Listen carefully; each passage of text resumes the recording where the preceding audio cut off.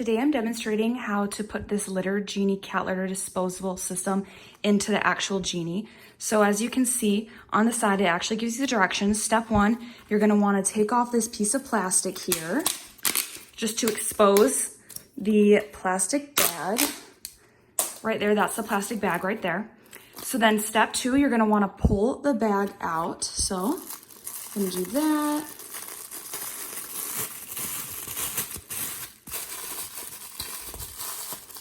This litter Genie thing can be a little confusing, that's why I'm making this video. Once you have the bag to the length of the Genie, this is the most important part. You're gonna wanna take the end, and you're just gonna wanna make a knot.